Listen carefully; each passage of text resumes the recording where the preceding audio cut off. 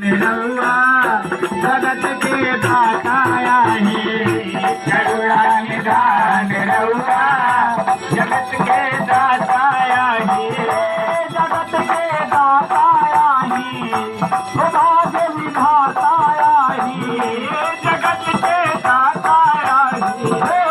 भाग्य विधाता आहे श्री भगवान निरहुआ जगत के दाता आहे भगवान निरहुआ जगत के दाता आहे श्री भगवान निरहुआ